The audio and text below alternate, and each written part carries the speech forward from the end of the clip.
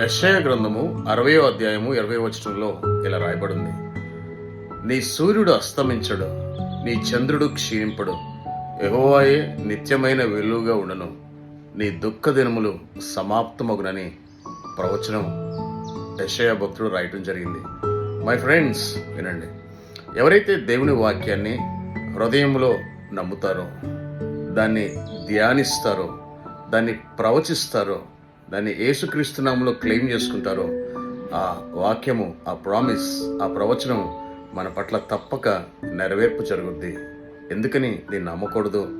నీ ఆర్థిక పరిస్థితి, నీ ఆరోగ్యము, నీ ఆత్మీయ స్థితి ఇవన్నీ కూడా క్షీణింపక, అస్తమింపక నిత్యము వెలుగు వలె ఉండాలని దేవుడు కోరుకుంటున్నాడు. ఇది నమ్మితే నీ దుఃఖ దినమును దేవుడు సమాప్తి చేయగలడు. తద్వారా ప్రభుకి మహిమ తెచ్చుకోగలడు. ఎందుకని దీన్ని మనం